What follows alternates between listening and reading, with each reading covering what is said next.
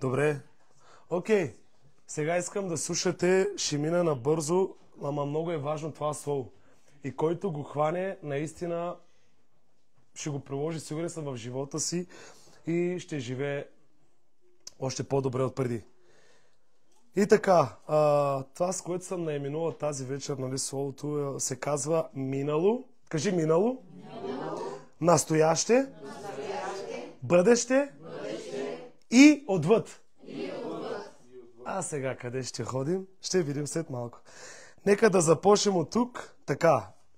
Ще започнем от това, че има значение във времената.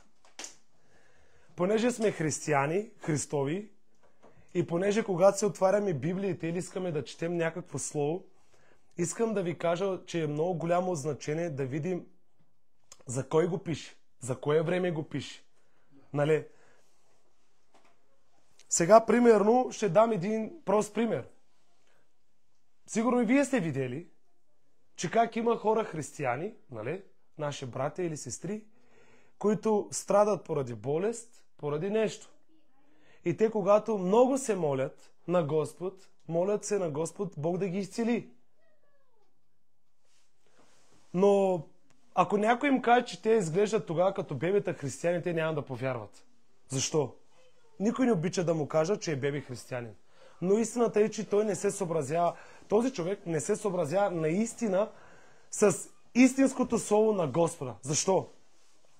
Сега, като ние искаме Бог да ни изцели, пак, все едно искаме от Бога, пак да ни прости, да слезне още един път от небето, да отива на кръста още един път и да умира за нас. Все едно това искаме. Ще кажете, ма как така? Ами ти искаш Бог да ти прости. Защото, нали, много хора даже се казват, Господи, прости ми. Сега, наистина не разбираш какво Христос е направил за теб и си играеш на църквичка. Повярвай ми. И така може да се поддържаш и 100 години. Ако искаш наистина да ходиш с разбиране и да видиш правилен резултат в живота ти, ще трябва да приемеш тази истина, която ще говорим. И затова това се отнасяше и за прощаването, това се отнася също и за, казах пример, и за изцелението, и ще ви покажа след малко от Словото. Нали, да, слава на Бога за Неговата милост. Няма значение понякога, нали, как се молим, дали се молим, Бог пак показва милост. Наистина и така, аз го видях. Така, но ако искате да ходим наистина с разбиране и Бог да се гордее с това, че ти вярваш в Неговото дело, ще трябва малко да направиш крачки на вяра. И започваме от този стих, вярвам, че всички сте го чули, в Исаия 53:5, където казва, но той беше, Исус, беше прободен заради нашите престъпления, беше съсипан заради нашите беззакония. Върху него дойде наказанието, докарващо нашият мир, и ключа, с неговите рани ние бяхме изцелени. Сега вярвам, че всички тук сме интелигентни, прекрасни хора. Като казва бяхме, нали означава, че е минало? Не значи, че ще бъдем в бъдеще, а казва, Словото го казва, бяхме.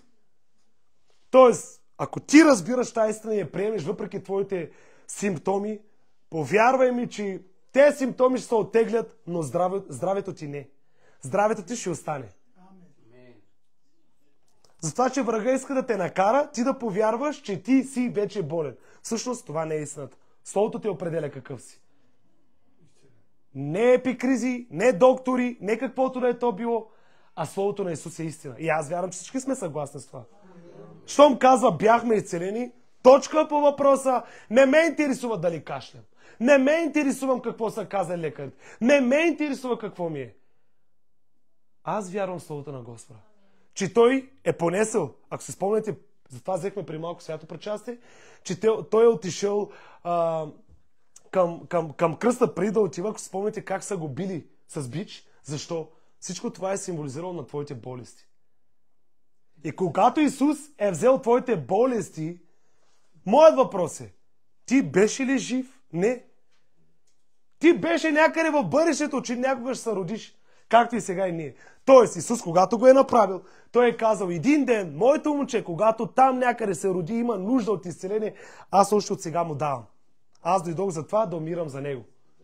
И затова като каза Словото, че бяхме изцелени, изцелението ни идва от делото на Исус. И ние се съгласяваме с това. Не оспорим факти. Така, ако някой иска да спори, дори някой ако ни гледа с това и не разбира и не е съгласен, нямаш проблем, вярвай с каквото искаш, това го пиши в нашата Библия. Точка по въпрос. Така, показвам, сега в момента започнахме темата, така че ви показвам само от минали времена. Показвам ви от минали времена. Така, нарочно изкарах по 2-3 стиха да ви покажа. Просто. Говорим за миналото време все още. В 1 Йоаново 2.12. Един от моите мощни стихове също. Където казва: пиша на вас, дечица, защото вашите грехове са простени заради добротата ти. Не? Заради Неговото име. Греховете ти са простени не за това, което си ти, не за това, което си направил, а заради Неговото име. Просто Той е решил, Исус, че много е добър и е решил ей така да ти даде от сърце. Това се нарича благодат. Без ти да го заслужаваш. И затова, че представи си, казахме един път, че бяхме изцелени, и тук пак цитирам в 1 Йоаново 2.12. Пиша на вас, дечица, защото вашите грехове са простени. Сега, като казва простени, пак за кое време говори? Пак минало. То е направено, свършено е, простено е. Направено е. Не каза ще ни прости. Ако беше каза словото ще ни прости, тогава ние трябваше да се молим всички с тази молитва. И аз вярвам, че всички сме се молили така, дори и аз. Но това беше преди. Как? Господи, прости ми. И ти си в съзнание, че още грешиш и не знаеш колко Бог ти е простил. И утре пак му казваш: Господи, прости ми за това нещо. Трети ден: Господи, прости ми за това нещо. И истината е, че ти си мислиш, че Бог не ти прощава ли? Ти си все още в съзнание на твой грех. Трябва да излезеш оттам. Трябва да излезеш оттам. Истината е в Словото му, пише, че греховете ви са простени. Точка по въпрос. Така ли е? Като казва простени, означава пак простени. Така, ще отворим още един стих. В Ефесяни, 1 глава, 3 стих казва: благословен да бъде Бог Отец на нашия Господ Исус Христос, който в Христа ни е благословил. Направено ли? Пак говори за минало време. Който в Христос ни е благословил. Вече сме благословени. Дори като се молим с тази молитва: благослови ме, Господи! Няма проблем. Бог е милостив, пак ще благослови. Но истината, ако искаш да знаеш, ако искаш да израснеш, да не си бебе християнин, нали? Истината е, че ти можеш да кажеш даже: Господи, благодаря ти, че аз съм благословен. Ти вече ме направи благословен. И ти като ходиш с тази истина, повярвай ми, стой там, ден, 2, 3, седмица, колкото трябва, ще видиш плод в живота ти. Да! В кърпа вързано ти е победата, повярвай ми. Аз го полагам в живота ми и не се боря с тези неща. Така, това беше до сега за миналото време. Сега искам да я покажа за настоящето време. Затова ви казах, че когато четем, трябва да видим за кои времена говори. Много е важно. Сега ви показвам за настоящето, сегашно време. Така. Вау! Има един процес, който не спира да работи в живота ни. Това съм го чул от един Божий генерал. Толкова силно ме грабна. Понякога, нали, си казваме: ами добре да е ни пък, добре ли е само да чуваме някой пастор? Ами по-добре ли е пък, ако хич не слушаш проповеди? По-добре ли е пък, защото съм чул такава крайност, където казват: аз не слушам от никой. На мене лично Словото ми показва. Само да кажа, директно е паднал в религията. Директно е паднал в религията. Буквално буквите ще му правят... Бог това е оставил, между другото, и припънка, нали, в Словото си. Нали, тоест, не за всички да го разберат. Тоест, ако човек иска Бог да му открие, Бог ще му открие. Но когато иска сам той, понеже е мъдър, повярвай ми, вътре само от стих, от дума, от буква ще падне, ще стане и компот живота му ще стане. Нали? Затова, че сега слушай за този стих, който много ми харесва. Единственият процес, повтарям, много е важно и слушай какво става. Защото много е интересно, кой е единственият процес, който не спира. Говорихме, че Господ ни е простил, че Господ вече ни е изцелил. Говорихме, че вече са направени тези неща. Но кой е процесът, който все още не спира? Искам да знам този стих. Не. Добре, няма да играем на гатанки. Слушайте се. 1 Йоаново 1:7. Слушайте. Нещо много по-силно. Не, че и това не е правилно, но нещо много по-силно, което е много силно. Слушай се. Но ако ходим в светлината, както и Той в светлината, имаме общение един с друг. И слушайте. Кръвта на Исус Христос, Неговият Син, ни очиства от всеки грях. Слушате ли? Ни очиства. Сегашно продължително време. Ни очиства. Слушайте, слушайте. Което значи, Бог го е предвидил, че един ден,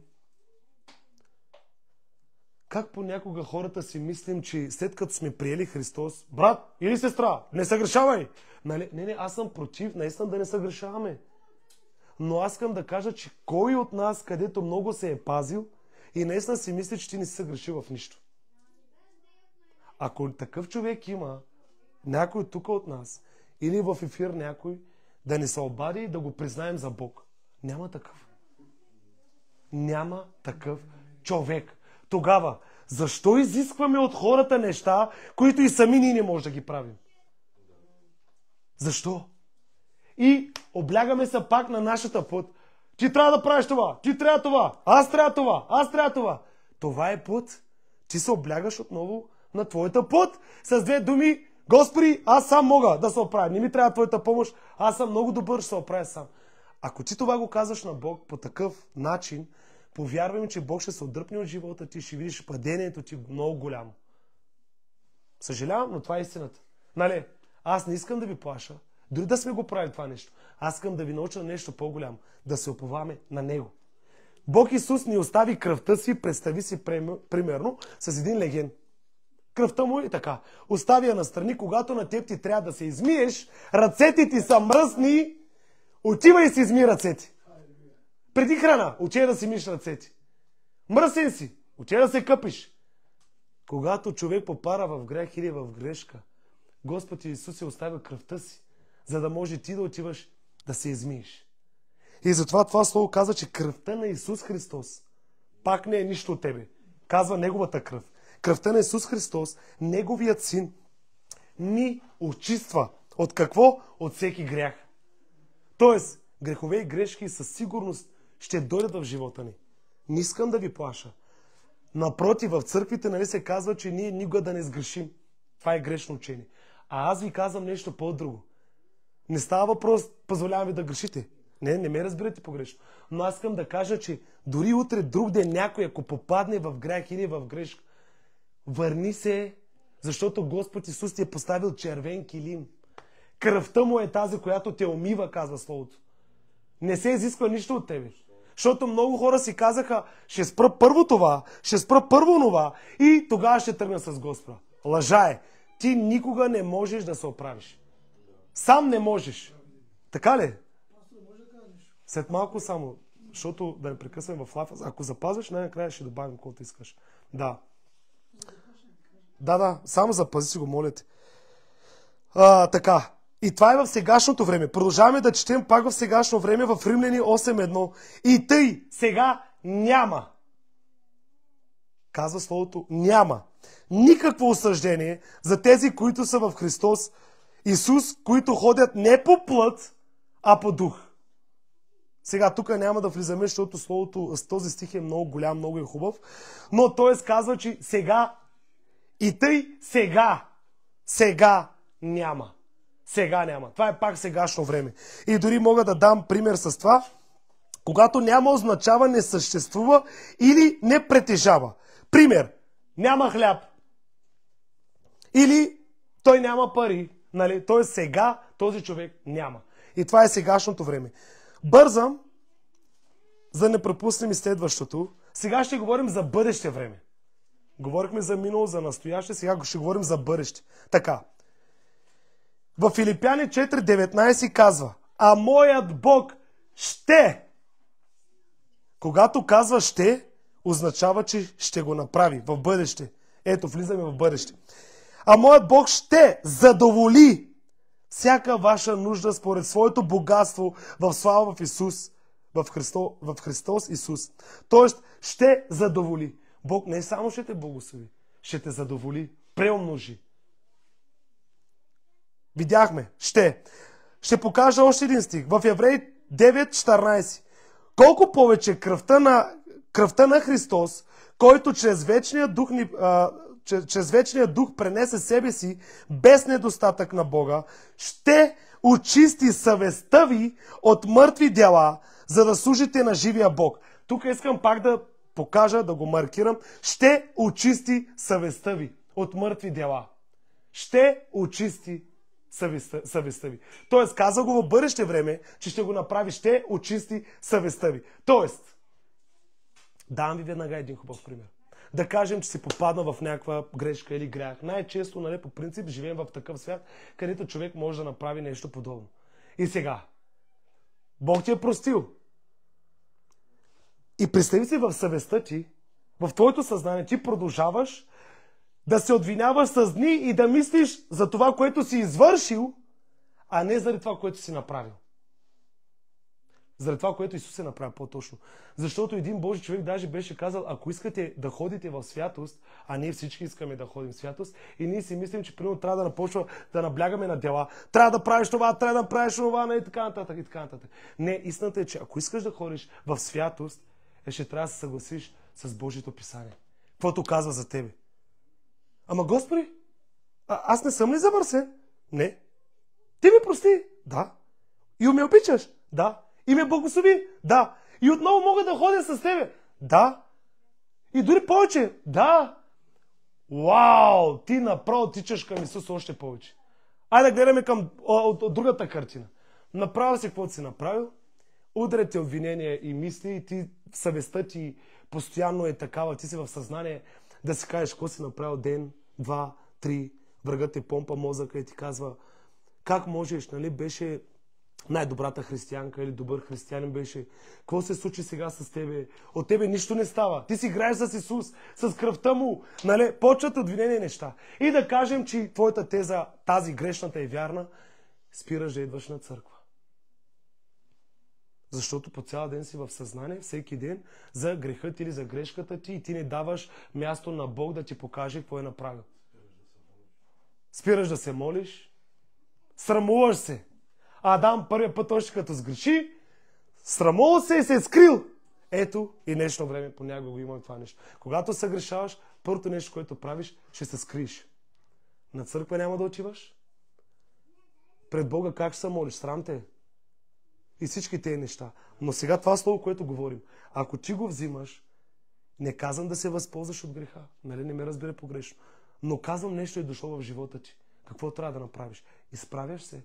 Започваш да се съгласяваш с Господа, да кажеш: Господи, аз ти благодаря, че ти си очистил и съвестта ми. Затова, че има и друго слово, което казва, че имаме ум Христов. Ти вече го имаш този ум Христов. И ти можеш да заповядаш в името на Исус тези мисли, които идват от Ефесяни, го казва, от лукавия с, как беше, с огнени стрели. И между другото стрелите идват отвънка. Нали? Забележете, отвънка. Стрелите, това са мисли, огнени мисли, стрели. Идват удрете.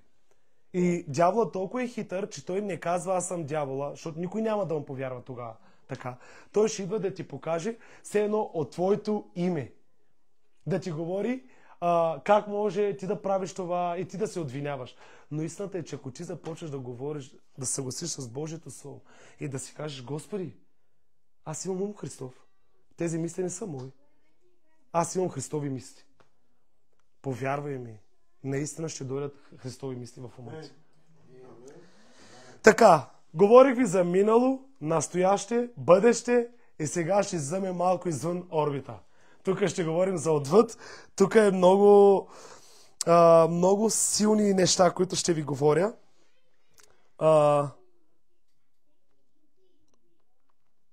Добре. Така, започваме да говорим, че как Исус преминава през времето. Преди малко говорихме за минало, настояще и бъдеще. И цялото това се нарича време. Не е така. Цялото това се нарича време. Но сега ще видим сега Исус какво може да направи, когато прескача. И той може, понеже той е Бог. Той може да спозволи каквото си иска. Така. И спомняте ли си случката с сватбата в Кана Галилейска? Когато Исус превърна водата в вино. Това е първото чудо, между другото, да. И започна с сватба, и не първото чудо с сватба. И не случайно с сватба ще завърши в Откровение на Йоан. Както да е. Сега, само слушайте тук. Учените казват, че за едно добро вино, хубаво добро вино, който направи вино, ще разбере, че са необходими няколко години. За едно младо вино трябвало било около 2 години. Казвам ви гордо сега нещата. Средно отлежало вино ви трябва от 3 до 5 години. За много хубаво вино говори за между 8 и 20 години. Едно хубаво, добро вино. В рамките на тези години. Исус превърна водата в вино. Как затопори времето? И то не каквото да е вино. Нали? Не е само вино. Нали? Сбърза там взе сега в момента на винарната някакво бързо вино. Не, хубаво, отлежало, качествено вино. От най-хубавото. 100% Бог не е дал медиум, средно. Сигурно е дал най-доброто. 100%. Да, и аз вярвам, че ще пием ние горе, когато ще бъдем на тази сватба от това вино. Така. Така. Казахме, че Исус, и затова в Словото, даже Йоан 2.10 казва, нали, в тази случка, всеки човек слага първо доброто вино, а по-долното, след като се напият. Ти си задържал доброто вино до сега. Тоест Исус е дал най-доброто вино за най-накрая. Сега тук гледаме, че Исус как преминава през време. Кажи, Исус преминава през време. Сега, искам да гледаме нещо друго. Кажи, Исус преминава през пространства.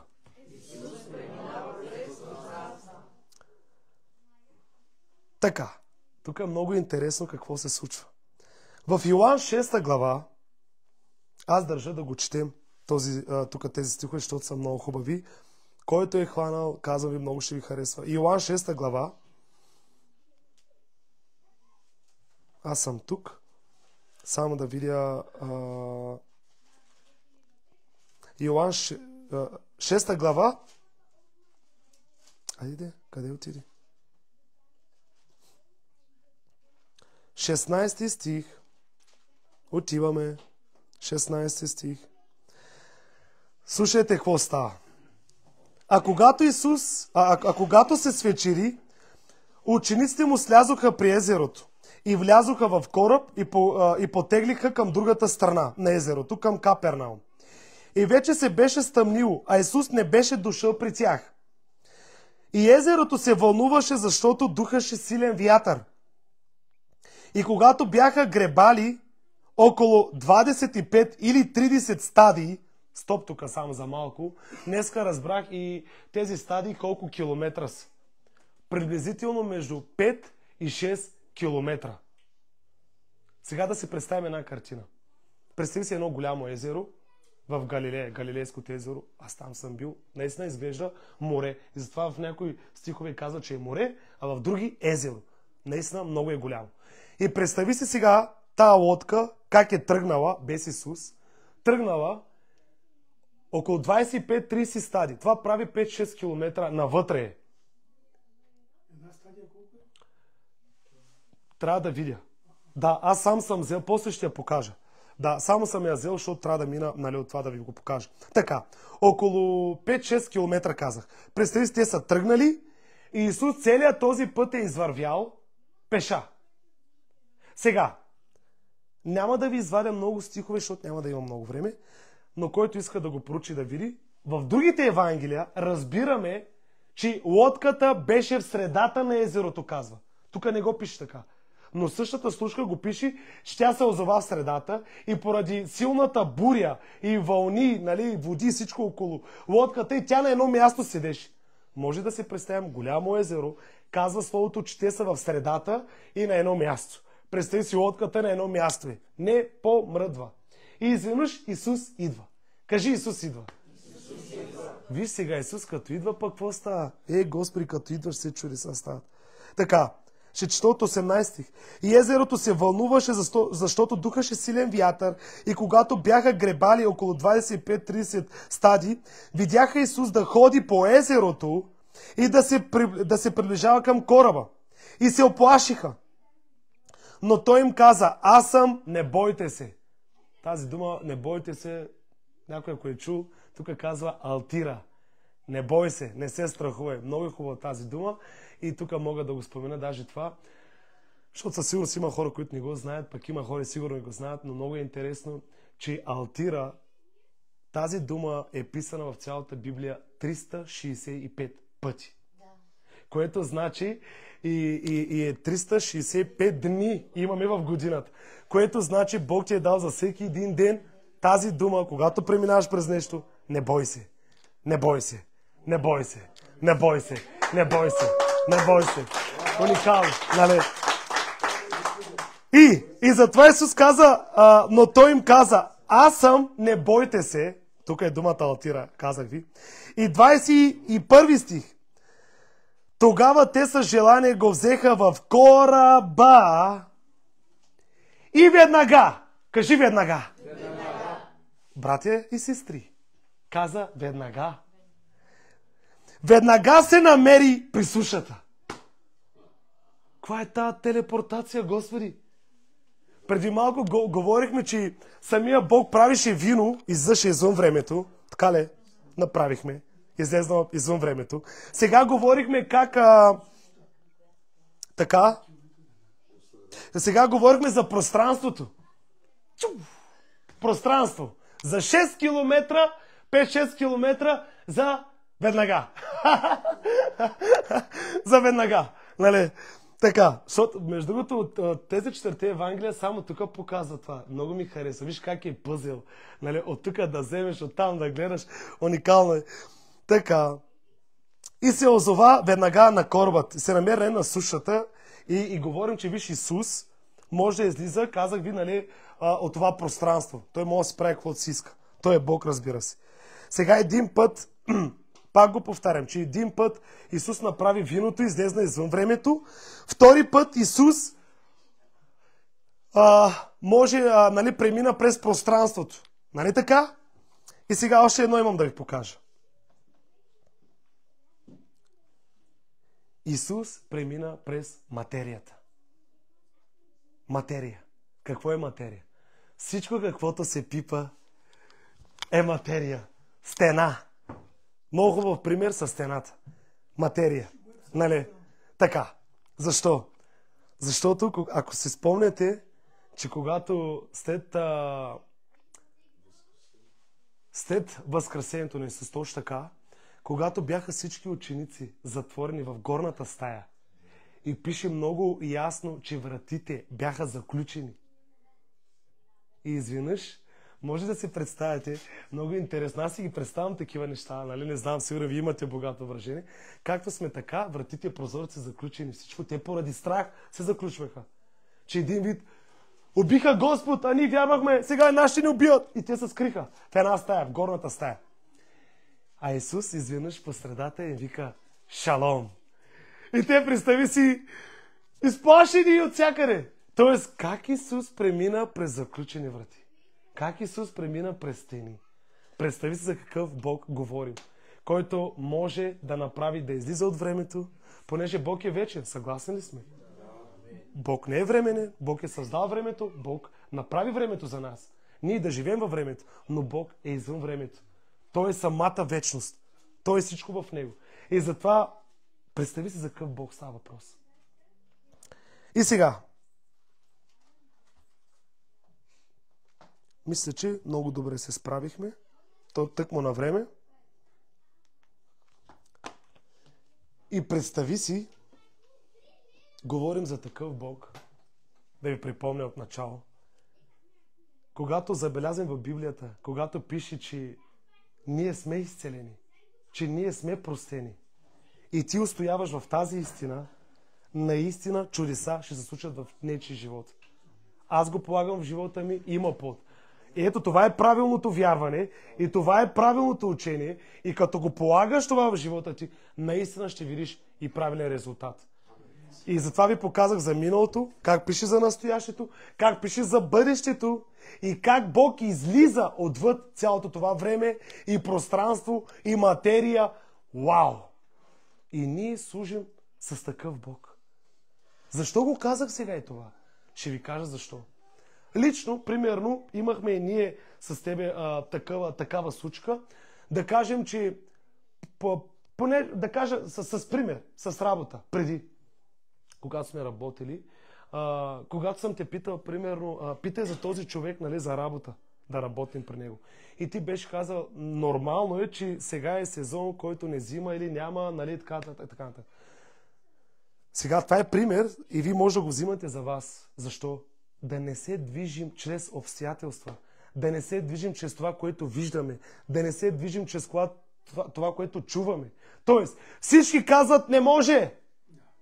Ти откъде знаеш, че Бог не може в последния момент да обърне нещата? Ние трябва да вярваме за такъв Бог. Ако ти не го полагаш това в живота, ти просто не знам. Ти си играеш на църкви. Пред Бога ти казвам. И тогава аз спомням, когато ти казах, питай. И той е питал. Питал е и аз тогава отидох при него на работа. Това беше един пример. Тоест, а всичко, нали, може да ти изглежда, ама той не иска, тя не иска, ама ситуацията е такава, ама, нали, всичко говори, че не може, абе невъзможно е, бе умряло е, бе Лазар мирише от 4 дена, бе нищо не става от него. Бе ти откъде знаеш, че Бог идва и го възкръсява? Ти откъде знаеш, че Бог няма да го направи и за тебе? Нали? Да. Имаш стена, ти откъде знае, че Бог няма да премине през тази стена? Ти откъде знае, че молим се в бъдеще да станат нещата? Ти откъде знае, че това бъдеще не е утре? Ти откъде знаеш? Ти се движиш с тази скорост. Молим се Бог да нареди нещата. Може да е бавно. Да ви кажа ли честно? Аз не вярвам в бавните неща. Всеки да си вярва кой както иска, нали? Аз съм свободен да си вярвам когато си искам. За бавните неща не вярвам. Защо? Има и слово. Бог бърза със словото си. Така ли е? Това е стих. Не казва Бог забавя с стиха, нали, с силата си. Бог забързва. Забързва в живота ти. Той иска. Той иска ли? И аз искам. Затова, че искам да ви кажа, че много сте обичани от Господа. Бог ви праща поздрави. Господи, имаш и ти поздрав. Ама Господ е тук и пред цялото време те е видял. Ама не те разсърден обичате. Добре, може да се изправим. Благодарим на всички, които са ни гледали. Благословения, приятели, обичаме ви и нека Божията благодат да преизобилства в живота ви. Амин, амин, амин, амин. Мише, ти си